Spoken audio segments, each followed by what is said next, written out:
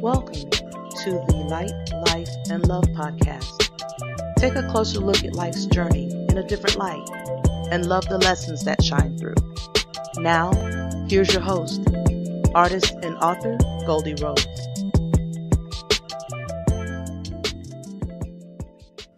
This episode of Light, Life, and Love is brought to you by Sometimes a Poetic Retrospective. If given the chance, what would you tell your younger self based on the path you've traveled on life's journey? Goldie Rose delivers pungent foreshadowing, emotion, and hope within this collection of poetry and interwoven prose. Yes, you can grab a copy of my first book, Sometimes, available on Amazon. And also, if you check out the link in the show notes, you can order an autographed copy as well. So check it out. I think you will like it. And if you have a product, a service, or an event that you would like to advertise on Light, Life, and Love, let me know. Follow me on Instagram at Goldie Writes, WRITES, and send me a message. I'll be glad to talk to you about sharing it with the world. So thank you again and welcome to this week's episode of Light, Life, and Love. This is the second week. I want to give a big thank you to those who have tuned in and checked out the first show and the intro show and given this little podcast a chance. When I first started doing this, it was an idea I had almost 3 years ago, and it just sat on the back burner forever. I just came to a point where I really needed to reach out to my audience and just connect one-on-one with the people who follow me on social media and who have read the book, and just, again, a way to connect. And also for me to share my take on life, because I don't believe I'm the only one who has gone through some amazing things. And when I say amazing, that's code for jacked up. When it comes to mistakes, I've made my share and still making them. And you know what? I'm okay with it now because it is what it is. But in those mistakes and in those trials and tribulations, life introduces such beautiful lessons that I'm grateful for. And I try to live a life where I don't regret the decisions that I made or the outcome of those decisions. And there are some that, if I could turn back the hands of time, I would, but I can't. So I live, I learn, and move on. And I want to share that with you guys because it's not easy. Typically, I'm a very positive person. I see the glass is half full. I subscribe to what I call silver lining thinking because, every dark cloud has silver lining. And I just roll with the punches and move forward. I just don't believe in being stuck. And I believe in focusing on the solutions and not dwelling on the problem. So that's just typically how I operate. But guess what? I'm human. And in being human, I don't see the glass as half full sometimes. The silver lining is actually lightning. And, I'm pretty down about that. And the problems seem to overwhelm me and the solution doesn't seem like it's in sight. So when those times happen, I turn to my circle. I have an amazing set of friends, sister friends that know me and love me. And when times get tough, I can turn to them. And of course, in turn, I am there for them as well. I'm there for a lot of people. I'm always, that cheerleader, always on, the side of the underdog and just there in any and every capacity I can be. And sometimes too much. I've had to teach myself how to pull back, reminding myself that, hey, sometimes people have to go through hard times so that they can learn lessons and, be acquainted to a higher power because that's how I've connected. So I kind of stand back and let things happen and just pray for the best. But again, I am there when I can be. And when I need someone, I turn to my circle and they're there without fail. I love them dearly. So my friends to me, when I'm down and out and when life sucks, they are a light in my life. They are that backbone. And because they're a light in my life, they show me the most amazing love. And that's what I want to be to others. And that's the point of this podcast, to be a light in the lives of others. And by doing that, I know that I am truly and fully operating in love. That's how I roll. That's just who I am. I make no apologies. I love hard. I go hard for the people that I care about. And this is a way I can do it on a grander scale. So I charge to you to do the same, just like my friends do for me. And you pass that torch along to others. So that's what this show is all about. That's what I'm here for. And I don't mind using myself as an example because, again, I truly believe I'm not alone in the things that I experience. And things are just easier to deal with when you're with a partner. Kind of like exercise. You're both struggling together and you're breathing heavy and you're about to pass out. But it's for the greater goal of having amazing results and having, healthy body, strong body, and all that good stuff. So much like exercise, just going through things in life, it just makes you stronger together. It builds connection, all that fabulous stuff. That's what we're here for. I hope you guys love it. I love it. We're going to love it together. But on with this week's podcast. I gave a little teaser on Instagram this week about believing in oneself. I got a little story I want to share with you guys. It just recently happened. And it was just such yet another aha moment because as I get older and I'm more aware of how things work in the universe, I'm constantly nodding my head saying, aha. So had another moment a couple of weeks ago. And before I begin, this podcast is not to convince you to buy my book. I did that in the promo. What I'm doing is sharing my journey as an author and as a creative. I think that a lot of people can relate to this no matter what you do, what you're going through, what you have encountered. I truly believe that this is something that we all struggle with and we can all triumph through together. So here it is. I live in a small town. I call it Tuna Can Tiny. There's actually places smaller, but this place is pretty small. And with that, we have a small church. Like, if not for the kids that have grown up and become legal adults, I would be the youngest person there, and I'm not a young person. I'll be celebrating a milestone +1 birthday in the next couple of weeks, so I'm not young. I am young, but I ain't 20 no more. I ain't 30 no more. So I'm the youngest person there, and with that being said, that means that there are some more mature members that, attend the church, more seasoned in their Christian faith. And all of that is just a politically correct way of saying there's some older people there and they got some old school in them. I have my ratchet side. I have my, I have my fun side, and everybody, everybody may take it differently. So our church, small, tiny, old school, few members. I don't know if anybody knew that I had published a book until the pastor's wife, we call First Lady down here in the South. She's friends with me on Facebook. And, when I shared the book on Facebook, at first people didn't get it because people know me by my government name. They don't know me as Goldie Rose. That is my pseudonym, my writing alter ego, and my alias. So, they saw my face on the cover and like, she posed for someone's book. Great. And, over time it's like, oh, you wrote this. Oh, okay. So First Lady was one of those people, and she kind of chased me down after church. She does, because honestly, I'm out the door. I'm out the door as soon as the in and amen escapes the lips of everyone there when we're dismissing. I'm out. By the time people are turning around to head to the door, I'm peeling around the corner, leaving the parking lot. I'm so bad to the point I will leave my son.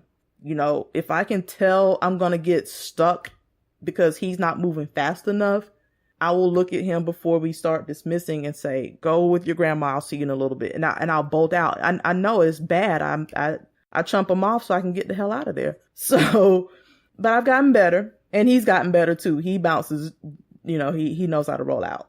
So First Lady's always trying to catch me before I leave. And most Sundays she is unsuccessful, and there are others where she does catch me, and she'll say it, "I gotta catch you before you leave. You out of here." And like, yeah, and you hold me up. But she caught me one Sunday, and she grabbed my arm and she said, "I gotta get your book. I gotta get your book." And I'm like, okay. Had books on hand. They were in the car. So she walked outside with me. I offered to come back, and I don't know if she thought I'd peel off without giving her a book, or I don't know, but she made it a point to come out with me, and she's always just, trying to connect with me. And because I've been burnt so many times, and more recent this year, I had a horrible experience. I actually didn't come to church for a few months just because I was dealing with some things and I needed to deal with it privately. So I didn't go to church for like a few months. And she's always just trying to show me love and always acknowledging, that she sees something in me and all those things that, you tend to hear from your mom or your dad, and for the most part. And because I had become so jaded, I just felt like, I just figured, hey, she's trying to put me to work. I'm not going to fall for this okie doke. You're a nice lady, but I'm not going to do it. I'm out of here. So I kind of loosened up just a bit because, for someone to be interested in, something that I've poured my heart and soul into and not even at its full capacity, just to want to support me, it means the world to me. So I said, you know what? If she's going to give me the time of day, I'm going to return it back. Let me not be so cold and calloused and, take a few bricks down from my wall. And she walked outside to the car with me, and it was hot. I mean, it didn't bother her. So got the book, we did our exchange, and she mentioned there was an event coming up that she wanted me to help with. And I thought to myself, I knew it. She got me. She suckered me. But again, I softened up a bit because she took the time to come outside with me and, just pour love out. And she's always doing that no matter what my reaction is. So I said, I'll see what I can do and all that good stuff. And out of respect, when I gave her the book, I gave her a little warning. I said, "Sister, I want to let you know the book has some profanity in it." And I braced myself because I was just waiting for her to just clutch her Pentecostal pearls and, "Oh, I can't believe it." And, just lambast me and tell me I shouldn't do such things and I know better and all this stuff. I was just prepared for it because that's what I'm used to.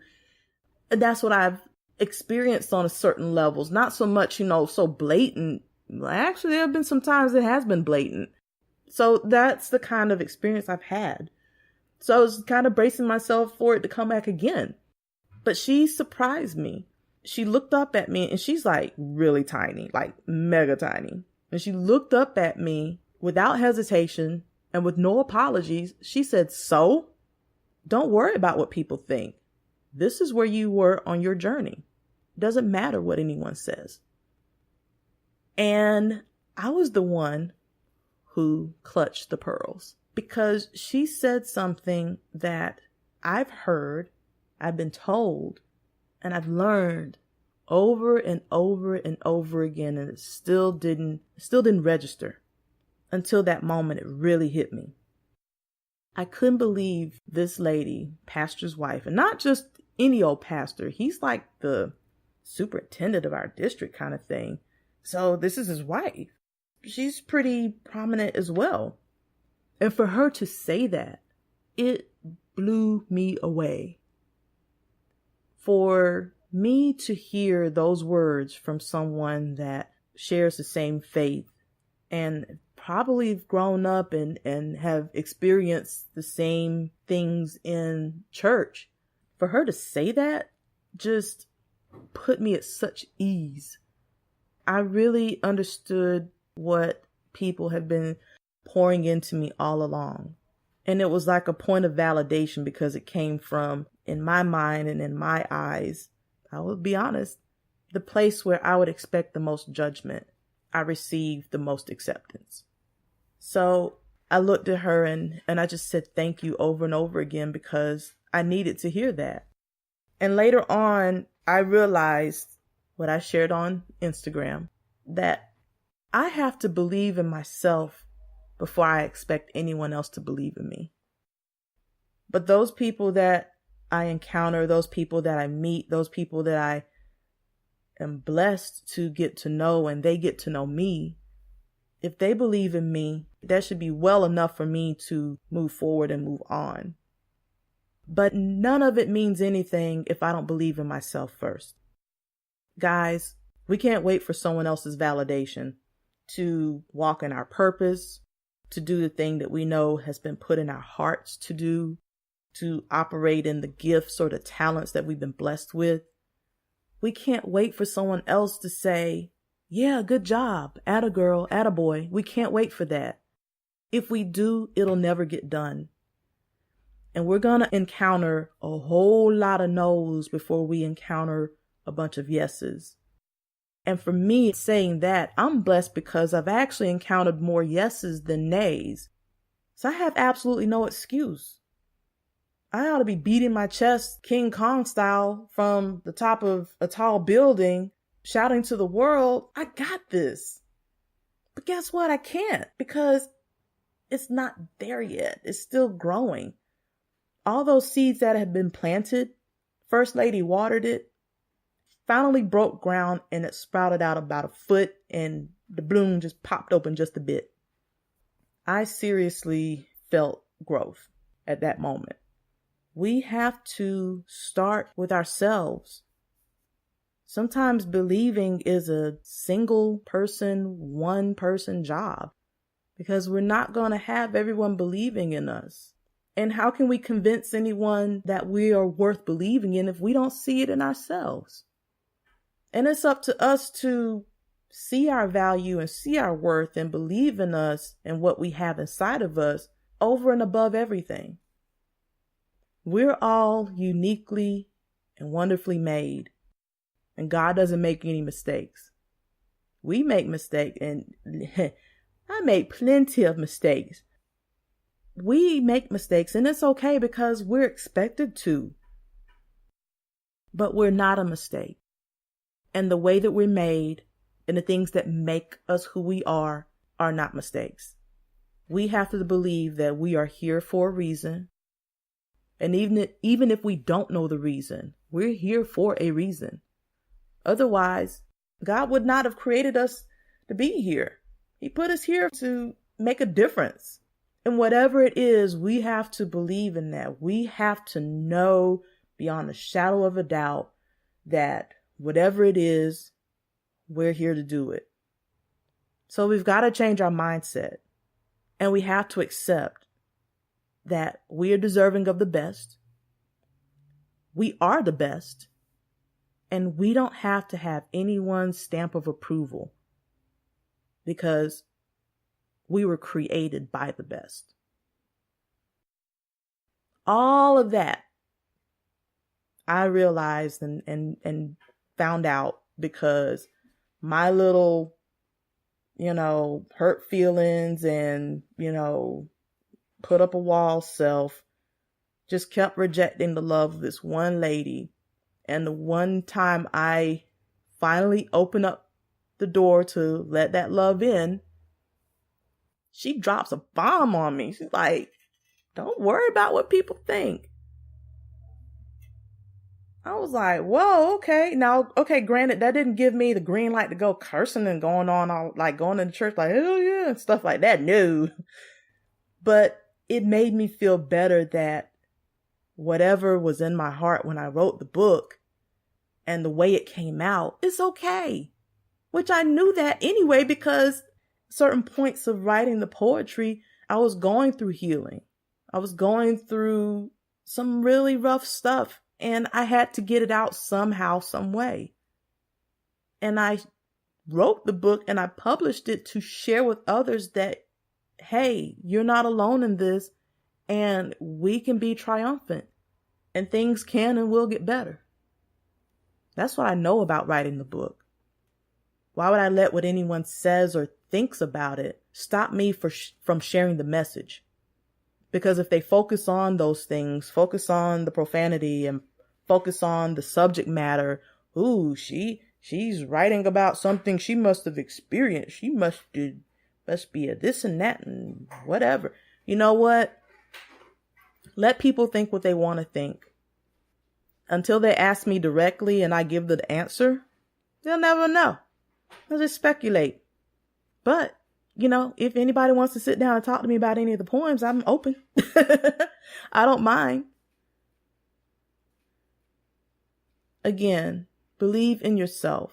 Don't doubt whatever has been put on your heart to do, whatever has been put in your mind to accomplish, whatever has been ingrained in you to pursue. Don't let the validation or the approval of others stop you from sharing that with the world. I have done that nearly all my life. That's why now every day this lesson just unfolds more and more and more. And it takes guts. I guess I'm courageous because I'm sharing this message, but I'm just sharing the message. We can be courageous together. You've just tuned in to the Light, Light, and Love podcast. Thank you for joining us. Don't forget to subscribe. Visit our website at bit.ly/Goldie Rose. And most importantly, don't forget to rate this podcast so you can let others know how much you've enjoyed this journey.